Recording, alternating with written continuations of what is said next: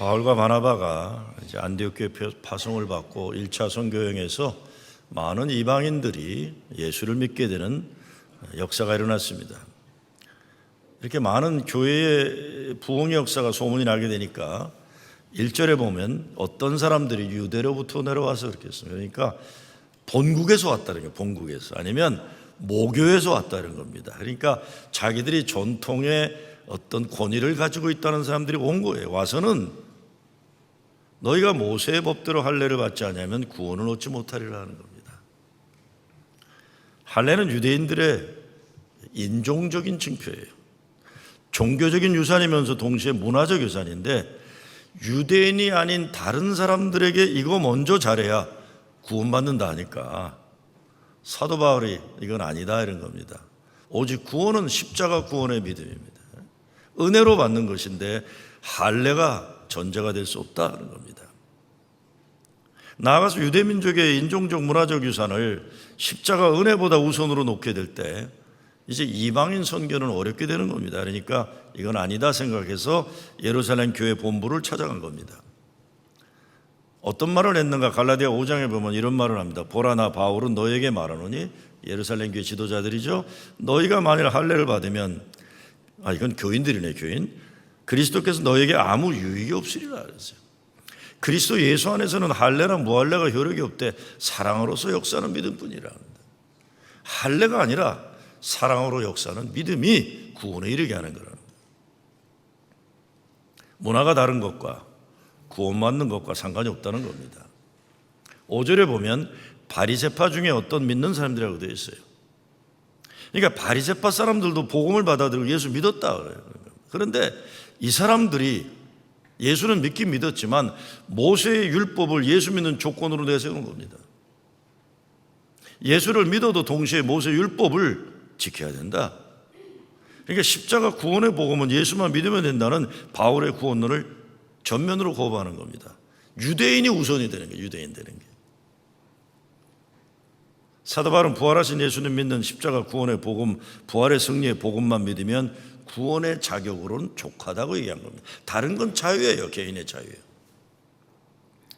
이 문제에 대해 베드로가 먼저 발언합니다. 하나님이 이방인들에게도 성령을 주셨고 믿음으로 저희들을 깨끗게 하셨는데 어떻게 하나님을 시험해서 우리 조상들은 물론 우리들도 제대로 지키지 못하는 율법의 멍에를 이방인들에게 목매달려고 하느냐 하는 겁니다. 그래서 11절에서 결론으로 얘기합니다. 우리가 저희와 동일하게 주 예수의 은혜로 구원받는 줄을 믿노라. 저들은 저렇게 구원받고 우리는 이렇게 구원받은 거다. 그러면서 바울과 바나바가 어떻게 하나님의 역사를 이방인들 가운데 크게 나타냈는가 증거합니다. 베드로 발언 후에 당시 예루살렘 교회 최고 지도자라고 할 수 있는 예수님의 친동생 야고보가 발언합니다. 절충안을 내놓는 겁니다.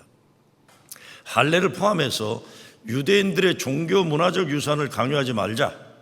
다만 신앙의 발전에 장애물이 되는 4가지만 요구하자. 그게 20절 말씀이에요. 다만 우상의 더러운 것과 음행과 목매어 죽인 것과 피를 멀리하라고 편지하는 것이 가하니.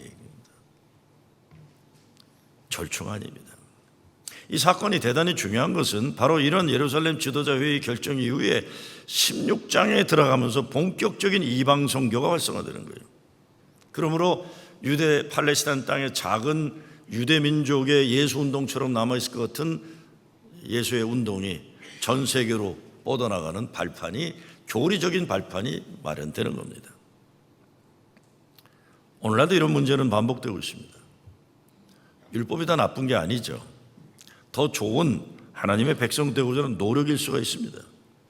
그런데 율법적인 신앙을 가진 사람들의 문제는 자기가 믿는 방식만이 최고 최선이라고 고집피는 거예요. 폐쇄적이에요. 문화적 유산을 다른 사람이 강요합니다. 이런 사람들이 만약에 힘을 가지고 돈을 가지게 되면 선교지에 가서도 제국주의적인 선교를 하는 거예요. 복음이 아니라 자기들의 문화 방식을 자꾸 강요하는 거예요. 어떤 분이 글을 썼는데 제목이 더럽게 삽시다. 더럽게 삽시다. 다른 내용이 아닙니다.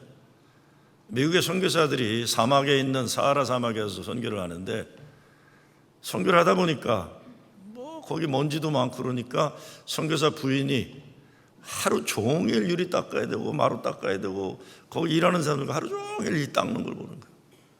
그것 때문에 힘들어하는데 현지인들이 그걸 보면 아유 저렇게 못 살겠다. 저렇게 살아서 어떻게 예수 믿겠느냐. 예수 믿으면 저렇게 불행한가 보다 이렇게 된 거예요. 맨날 청소만 해야 되니까. 그때 선교사가 그걸 보고 여보 우리 더럽게 삽시다 그런 겁니다. 현지인들이 우리 이런 걸 보고 예수 믿는 게 저런 거라면 묻고 싶지 않다 이렇게 됩니다. 여보 우리 더럽게 삽시다. 그때 선교사 부인이 한 말이 있죠. 여보 나 이제부터 하나님께 이 먼지가 보이지 않게 기도하겠다 그러는 거예요. 그 다음부터는 날아다니는 파리를 봐도 안 보이기 시작하는 거예요. 그 나라 사람들 현지인들이 살아가는 삶에 같이 동화되기 시작하는 겁니다. 깨끗한 거 좋은 거죠. 당연히 건강에 좋은 건데 그것이 우선이 되고 현지인들이 살아가는 삶에 어떤 그들의 지혜가 따로 있는데 그거를 미국식 지혜로 바꾸려고 그러니까 우리 더럽게 삽시다 이렇게 됩니다. 세대 간의 문화 차이도 있고 교회에 대한 이해 차이도 적지는 않습니다. 이 문제가 요즘도 정도 차이일 뿐이 많죠. 교회들마다 많이 거론되는 게 가장 많이 거론되는 게 교회 문제 중에 뭡니까? 주초 문제예요. 술 마시는 문제하고 담배 피는 문제입니다. 그래서 교회 안 나오는 남편 보고 선생님 교회 나오세요 그러면 아이 목사님 내가 술을 못 끊어갖고 못 나간다 그래요. 술 끊고 나가겠다고. 선생님 교회 좀 오시죠. 아이 담배를 못 끊어서 못 온다 그래요. 교회 가자고 하면 이게 문제가 돼요. 그런가 하면 또 어떤 분들은 예수 믿는 사람들 이런 사람이 있어요. 술도 마시고 담배도 피면 구원 못 받는 것처럼 또 말하는 사람들이 있어요. 술, 담배는 구원과 아무 관계가 없어요. 그냥 자기 건강의 문제일 뿐이에요. 이거가 이제 항상 문제가 되는 겁니다. 중요한 게 중요하지 않고 중요하지 않은 게 중요하게 되니까 전도도 어렵고 다 힘들어요. 그리고 교인들은 바리새인이 되는 거예요. 제가 알아요. 제가 목회 저도 오래 했는데 교회에서 전혀 안 하는 것 같아도 지나가면 담배 냄새는 장로님들이 있어요. 내가 알아요. 얼마 전에 우리 연회 갔더니 목사인데도 담배 냄새가 나다. 그래서 내가 야 오라고 그랬어요. 아이 좀 들키지 않게 해라 그랬어요. 어떻게 하셨어요? 냄새가 나는데 이놈아. 그럼 뭐 자꾸 숨기고 그러고도 살아요. 제가 이전 교회에서 목회할 때 장로로 세워하는 과정에서 참 신앙 인격도 좋고 모든 면에서 교회 모범되는 권사님인데 장로가 추천이 안 돼요.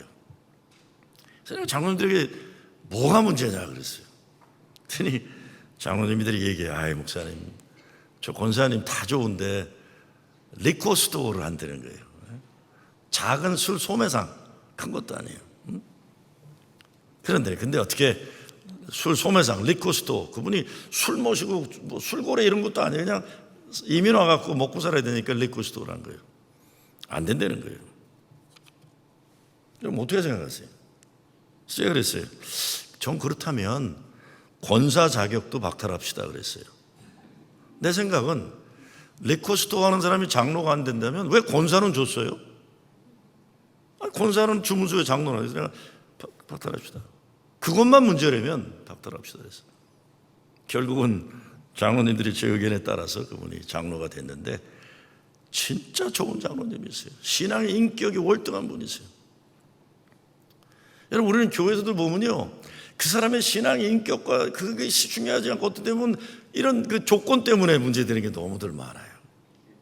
저는 목회하면서 제일 불편한 게 뭐 믿음 좋다고 그러고 뭐 좋다고 그러는데 그 술 안 마시는 거를 뭐 굉장한 뭐 가문의 영광이나 되는 것처럼 하면서 술 마시는 사람들한테 함부로 하는 사람들 보면요 아, 저 아저씨 왜 저래? 난 차라리 당신 술 마시고 사람다웠으면 좋겠다 그럴 때 있어요. 네?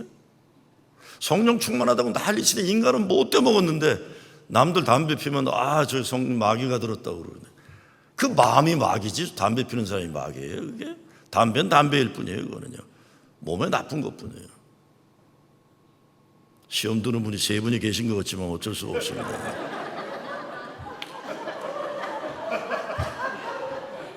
8절 말씀에 보면 베드로가 마음을 아시는 주님이라고 그랬어요. 마음을 아시는 주님. 마음이에요, 마음. 내가 율법적으로 이것저것 잘 지켰다 보다 중요한 건 예수님 마음에 합한 거예요. 예수님의 마음이에요.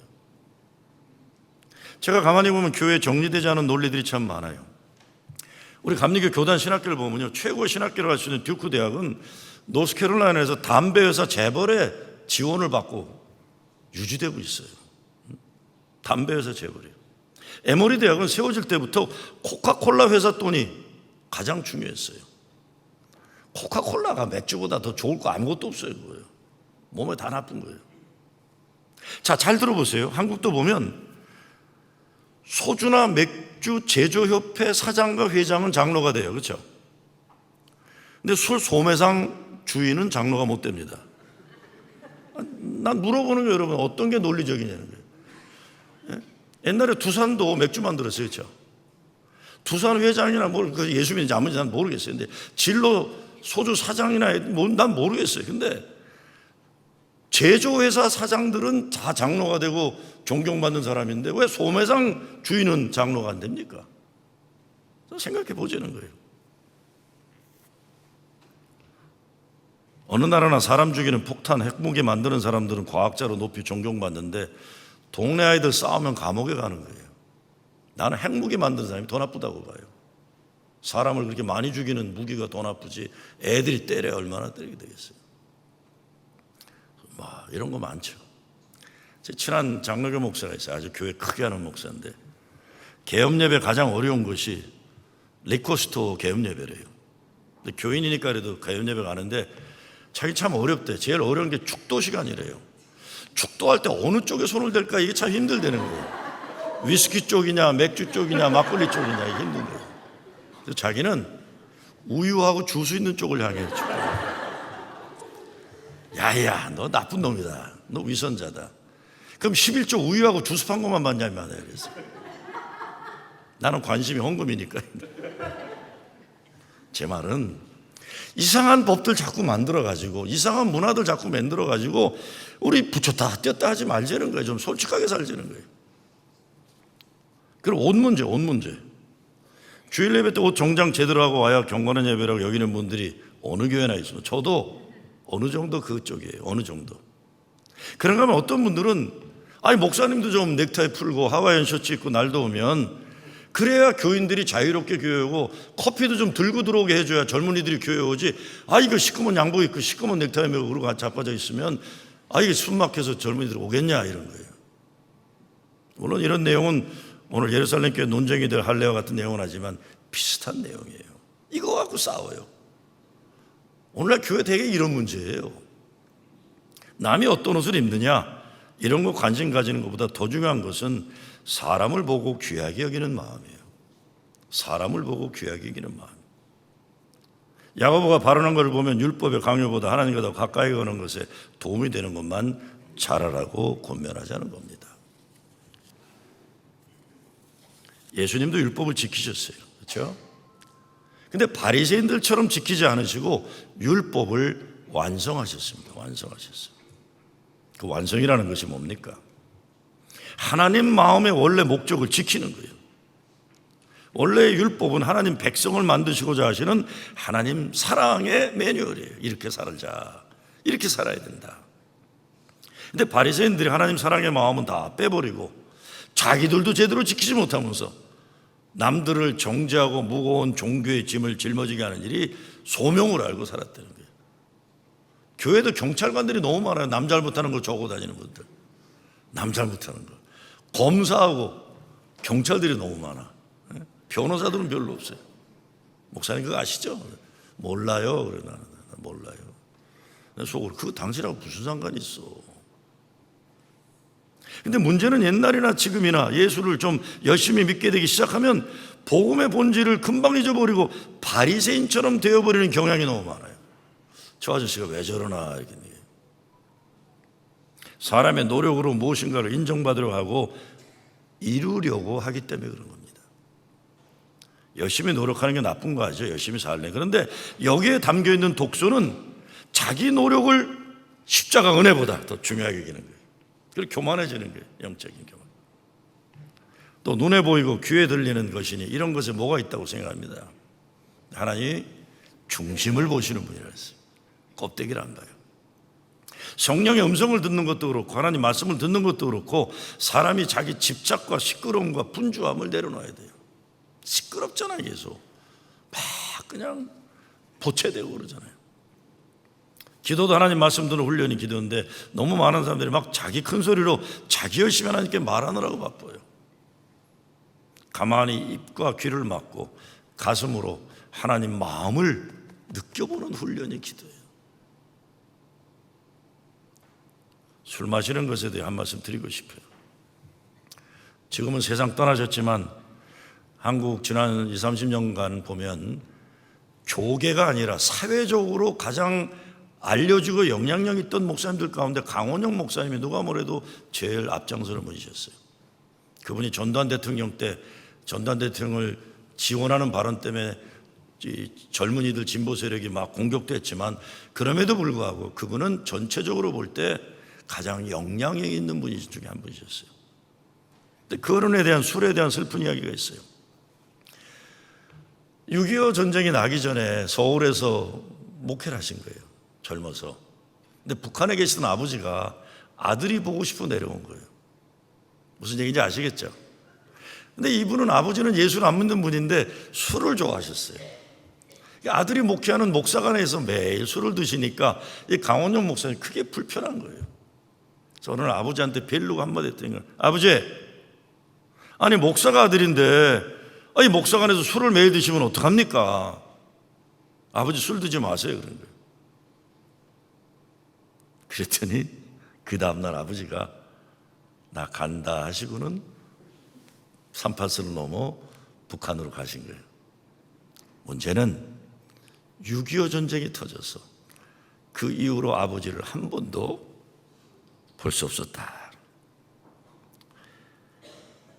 그래갖고 자서전에 보게 되면 강 목사님이 이렇게 씁니다. 이까지 술이 뭐길래 내가 목회자라는 내가 목사라는 게 뭐게 중요하길래 내 아버지에게 그리 무리하게 나는 이야기를 해야 했을까. 그러면서 강 목사님이 6.25가 때부터 술을 드시기 시작하셨습니다. 좋으냐 나쁘냐 저한테 그런 얘기는 하지 마세요. 여린이 술을 즐기셨어요. 80년 초반에 제가 부목사를 했던 교회에 오셨는데 우리 담임 목사님을 경동교회 담임으로 모셔가려고 오셨던 그런 내용이었어요. 근데 우리 담임 목사님이 이게 또 세상 문화에 또 세련되지 못해서 저는 또 세상 문화에 세련된 부목사이니까 저를 이제 데려가셨어요. 나는 23살 어린 부목사니까 무릎 꿇고 숨도 못 쉬면서 눈도 못 떠. 너무 큰 어른이었기 때문에 그 당시에. 그러니까 내가 하는 일은 뭐냐면 이렇게 잔이 비면 따라드는 일이라는 거. 뭔지 아시겠죠 이게. 뭐 여자가 들어가면 안 되는 자리니까 제가 그냥 이 도우미로 가 앉아 있는 거예요. 도우미로 가서. 워낙 큰 어른 대화만 그 자리에 있다는 것만도 나는 감동적이었으니까. 그런데 갑자기 이 어른이 한 잔을 잘 드시더니 저는 쳐다보지도 않고 제 스승 목사님한테 홍 목사, 자네가 이야기하던 그 젊은이가 이 젊은이인가 그러시는 거예요. 우리 목사님이 미천한 나를 그 어른에게 이야기를 했다는 거예요. 그러니 진짜 눈도 못 뜨고 그냥 껌뻑껌뻑 있는데 갑자기 자네 한 잔 받게나 하시더라고요. 저한테. 받았을까요? 못 받았을까요? 제가. 그건 다음에 이야기하겠습니다. 저는 우리 교회인들이 술 안 드시기를 바라요. 조금씩 약주는 몰라도 담배 절대로 피지 마세요. 백해무익 그렇죠? 그러니까 제가 그거 하시라는 게 아니라는 건 아실 거예요. 근데 저 역시 술에 대해 생각하면 아픈 과거가 있어요. 제 아버지가 60년대 미국 오셔갖고 영주권을 못 받으셨어요. 오랜날. 그러니까 70년대까지 못 받아요. 초반까지. 그런데 72년도인가 받으셔가지고는 우리가 73년대 이민 왔잖아요. 나는 어렸을 때 가지고 고등학교 때 아버지를 만났는데 아버지가 목사는 게 난 너무 자랑스러웠어요. 나는 항상 집에 오지 않는 아버지지만 목사라는 게 자랑스러운데 막 떡성 와봤더니 교회는 20명도 하는 조그만 교회예요. 근데 주일날 저녁만 되면 우리 집에는 교인이 아닌 동네 호래비들이 몰려오는 거예요. 올 때는 꼭 술을 들고 와요. 누구냐? 제 아버지가 혼자 호래비로 살 때, 영주권 없이 살 때 교회 지하실에서 싸게 빌려서 칸 막아서 같이 살던 영주권 없는 동네 호래비들이에요. 우리가 식구가 생기니까 이분들이 저녁이면 우리 집 찾아오는 거예요. 그럼 오라버니가 정성스럽게 저녁을 만들고 우리 아버지는 또 잘 신나게 그분들하고 술 드시는 거예요. 나는 그게 너무 싫었어요. 아버지, 목사가 왜 술 마셔? 아버지, 목사가 왜 술 마셔? 난 싫었어요. 그게 싫었어요. 오늘 저희 아버지가 그러시더라고요. 정호야, 너는 술 마시지 마라. 근데 저 아저씨들은 이렇게 일주일에 한 번씩이라도 나와 함께 술 한잔 하지 못하면 힘들어서 살지 못한다.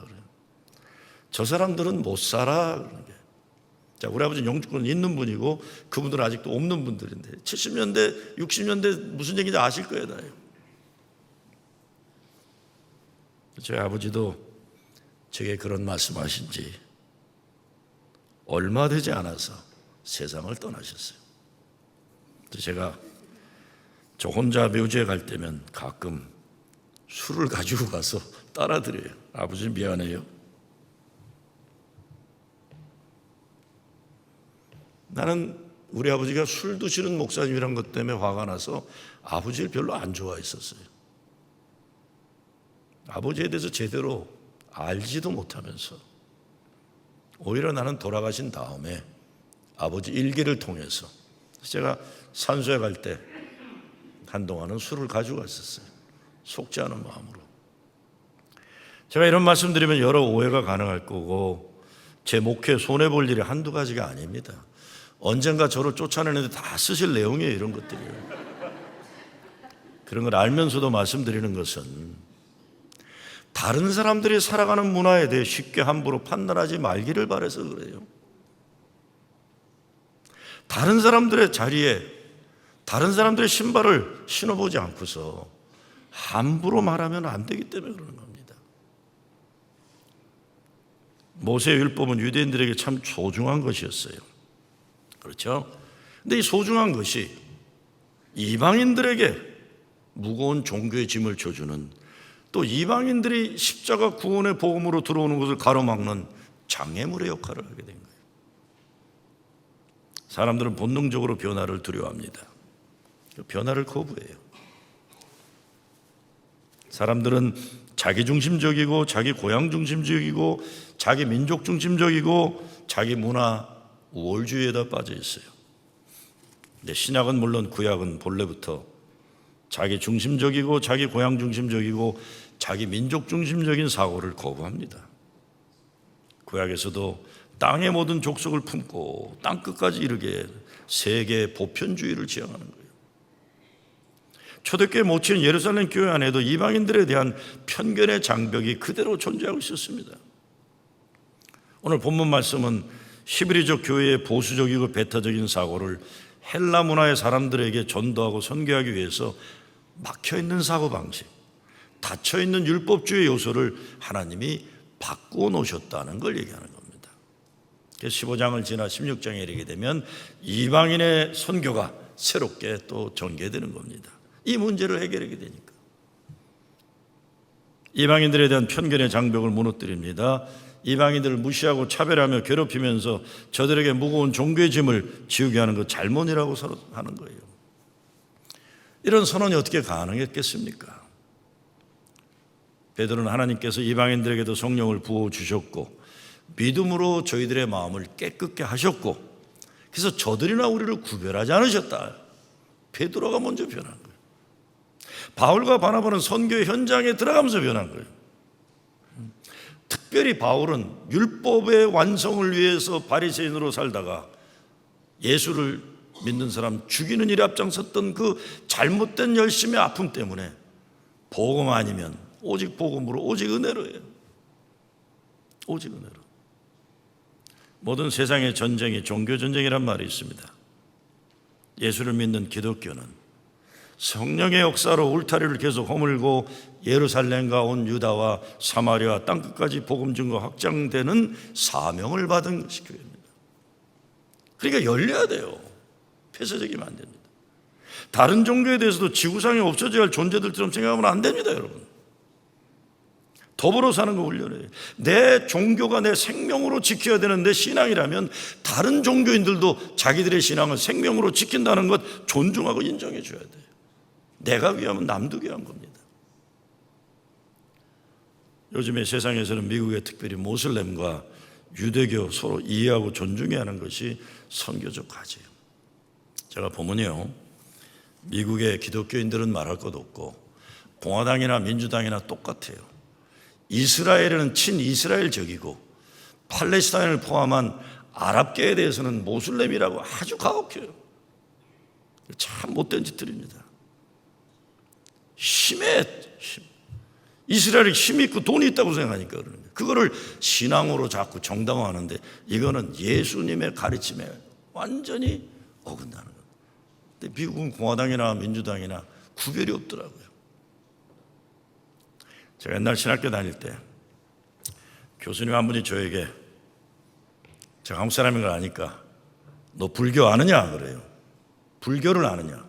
제가 펄쩍 뛰었어요. 모른다구나. 그런 거 모른다고. 그랬더니 그 교수가 저를 가만히 쳐다보더니 그래요. 너는 네가 자라난 나라에 다수의 너의 동족들이 믿고 있는 불교에 대해 모른다고 말하는 것을 왜 그렇게 당연한 것처럼 말을 하느냐. 내 문화의 일부를 그렇게 강하게 부정하고 부인하려는 것은 왜 그런 거냐. 신학을 제대로 공부하려면 그래서는 안 된다라고 야단을 치더라고요. 근데 그분에게 제가 고린도 전서 공부를 했어요. 고린도 전서 공부를 하면서 그 클래스의 논문을, 방언에 대한 논문을, 글로설랄리아를 방언에 대한 논문을 쓰면서 가혹하게 비판했어요. 이건 정신 나간 사람들이 하는 짓이다. 왜냐? 80년대 초반에 뉴욕의 중심으로 김형태 목사님이 오셔갖고 사명자 대회란 걸 했어요. 그분이 충청도 영계의 어른인데, 그러니까 여기 우리 보스턴 한인교회 청년들이 오면 여기 와서 다 방언 받고 가는 거예요. 방언 받고 보스턴에 와서는 방언을 못하는 담임 목사나 저를 구원 안 받은 사람으로 생각하는 거예요. 근데 우리 담임 목사님은 속상하니까 나를 청년부 담당 목사로 세웠어요. 내가 6개월을 청년부 담당 목사인데 단 한 번도 기도 한 번 안 시키더라고요. 왜? 방언을 못하니까. 내가 핏대가 나서 이때다 그러고 논문에다가 방언은 뭐 무당들도 하고 저거 막 썼어요. 뭐 미국 원주민들도 하고 뭐 마리아나 피고 하는 거고 막 너무 핏대가 나니까 방언에 대해서 막 공격을 했어요. 그랬더니 성적이 2개가 나왔어요. B-. 그거는 논리 전개에 대한 점수예요. B-. 그 다음에 빨간 거를 크게 D-. D-. 빵점에 빵점. 그러면서 이렇게 쓰셨어요. 너는 네가 자신이 경험하지 않은 것에 대해서 왜 그렇게 확실하게 부정을 하느냐 그러는 거예요. 목회자의 자격에서는 빵점이다 이러고 쓰셨더라고요. 제가 신학교 교수들의 사랑을 많이 받았지만 지금까지도 그분이 나한테 줬던 점수가 너무나 고마운 거예요. 잘 들어보세요. 너는 너가 경험하지 못한 것에 대해서 그렇게 강하게 부정할 수 있느냐. 목회자의 자격 빵점. 제가 빵점 맞은 사람입니다. 자격에서는. 지금도 그게 거의 40년 전 졸업했는데 82년이니까 뭐 38년, 7년? 그 교수를 생각하면 고마워요. 목회자는 그러면 안 된다. 예수님께서 당시 바리새인들에게 비난과 정죄를 받으시면서도 포기하지 않고 변함없이 죄인들과 함께 먹고 마셨다는 것, 우리 오늘 크리스천들과 교회에게 던져주는 중요한 도전입니다.